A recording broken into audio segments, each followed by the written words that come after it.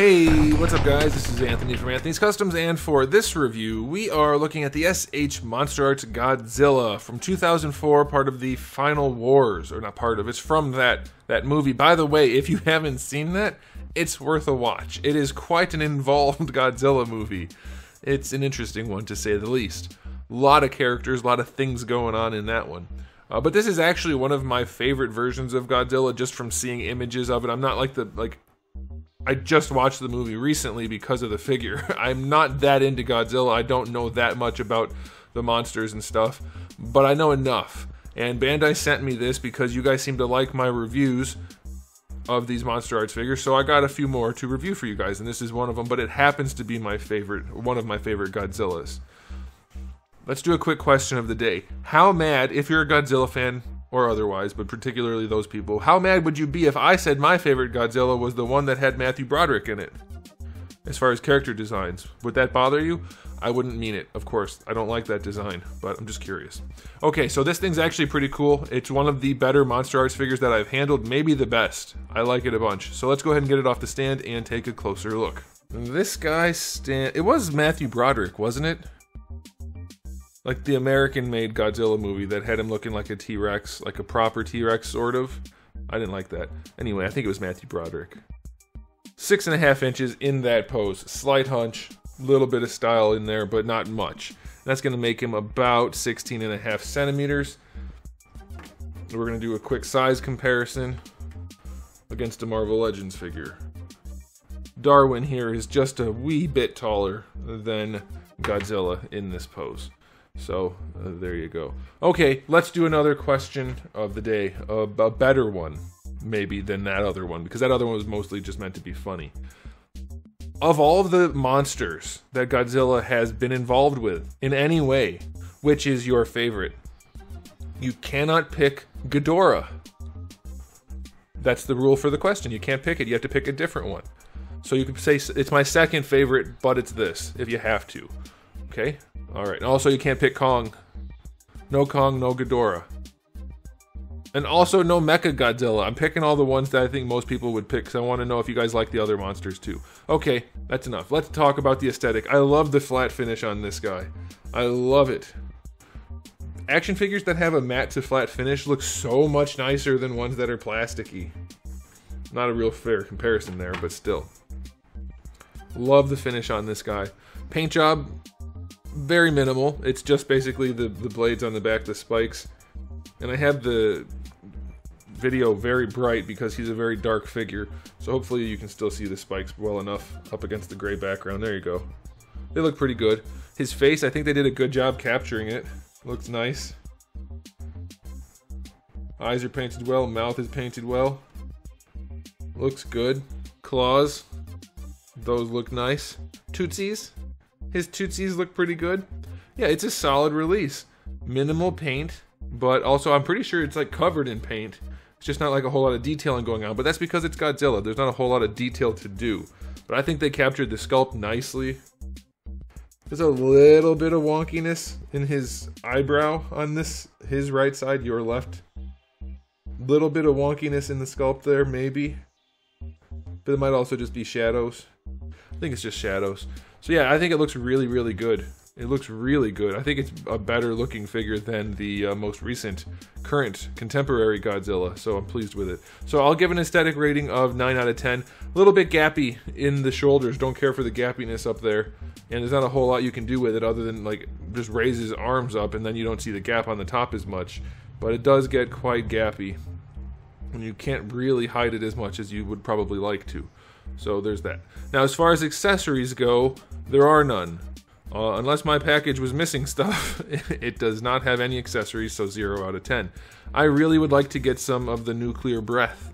His blast effects would be a nice addition for these Monsterarts figures. I have not reviewed one yet that has it, even though I did review a Godzilla that had the blue coloration, so that is a thing. Okay, so let's go ahead and talk about the articulation, though it is fairly basic. As you can see, I just popped this off because I wanted to adjust this ball peg. It was bothering me and I couldn't get it to adjust the way I wanted it to. Okay, so if you're familiar with this line, everything is ball pegs. Ball pegs everywhere. If you like balls and pegs, this is your line. It's the way to go. There's no hinging anywhere. I mean, there might be something, maybe in the jaw, but even that I think is a tiny ball peg. It's all ball pegs, and I'm not even exaggerating. Like, the whole thing is just ball pegs everywhere. He can look down. He can look up. Can't straighten that head out anymore because this lump right here is connected to his head. I do wish that wasn't the case. I wish they made it so that you could make his head more straight, in line with his neck. But you can't do it, so it looks a little bit weird. But these are all just floaty pieces slash ball peg combos. So it does end up looking pretty good when you pose it. You can hide most gapping and most seams, and I like that. Arms, again, ball pegs, so not the craziest amount of range. Oh, by the way, with the ball pegs, they do tend to pop off, but they just pop right back on, so that's okay. Not the biggest deal. So his arms don't raise up all that well, but you saw that in there that it was a double ball peg for the shoulder, so you can wiggle some stuff around a little bit. And that does hide the gapping some, but then you replace the gap at the top for the gap at the bottom, which is probably better, but that's up to you. But you do get to adjust that shoulder some. Of course, you get your rotation. More ball pegs throughout the elbows.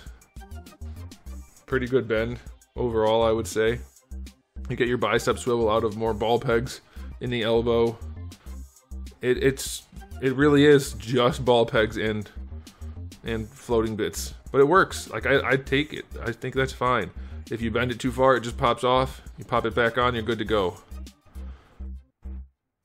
Yeah, I mean, it's simple engineering, but oftentimes simple engineering is the best. There are so many action figures that are just over-engineered, and you can't even pose them. So I'm okay with this, especially for monsters like this. I think it's fine. You get some more ball pegs in the torso that let him lean forward and back. I'd like a little bit more stiffness in there. That's what she said. It's not bad. It's not floppy, but it could be a lot tighter. But he does have a nice crunch. And it goes back as far as you could have it go back with the spikes, so that's okay. Leaning side to side. It works pretty well. Like, that's a nice little crunch to the side. You get rotation out of it too. Obviously with ball pegs, there's no real limitation on the joints other than the sculpt. So I think that's pretty cool. Bringing the legs out to the side, you can do that. Don't know how much you really want to do that. But if you wanted to, you could do it. And then of course they come all the way in. So that's good. Rotating forward and back is somewhat limited. When they're all the way in, you bring them out, of course you get more range. So you should be able to get them into pretty much any reasonable Godzilla type pose that you need to. So that's pretty good. Knees, you guessed it, more ball pegs. You already saw the one of them. But you get a 90-degree bend overall. And you can straighten them out pretty far overall. So that's pretty nice. And then the ankles, more ball pegs, but they work and they're well hidden. I'm personally a big fan of simple engineering. Like, I'm a really big fan of it because I've seen so many figures that suffer from over-engineered parts when it didn't need to be that way. Now his tail, this is one of my favorite things I've ever reviewed. These are, every single section here in his tail is a separate piece. I thought it was like every other maybe or something like that. Nope. Every one of these is a separate molded part and they all have ball pegs connecting them. It works so well. Now granted, it works better on Godzilla, like you couldn't do this for Frieza or something because it would look goofy since he's supposed to just be a sleek tail. But given the texturing and the spikes, it works for him. You don't get the craziest amount of range out of it, but when you do pose it, it looks nice. It doesn't look all disjointed and chunky and wonky. I like it and it's fun to handle. I like touching it. It's pretty good. So articulation on this guy, I'm very, very pleased with it. I love the basic engineering. Tip of the tail popped off as I was trying to bend it. Just pop it back on. It's so pleasant to deal with these kinds of joints because it's so simple. It works. It's simple. I like it. I'm going to give the articulation on this guy a 9 out of 10. You could get some more range out of some things. You could have less gapping in the shoulders, but all in all, it is solid. I really would like the head to have a little bit more range. Like, just get rid of this lump. Don't have that connected to the head, because that does do some limiting, but otherwise, it's a very, very solid release. It's probably my favorite Monsterarts figure to date. Not counting, like, I think I reviewed a Predator forever ago. That was a pretty solid one. But as far as these kind of monsters, I like this one a bunch. And that's not even because it's one of my favorite Godzillas, but it is, and they did a good job, so I'm happy. I'm going to give this guy an overall rating of 9 out of 10. I don't think there's a whole lot more they could have done to make it a lot better, and I think if you're in this line, you're going to be very happy with this one. And if you're not, then it might be something you want to check out.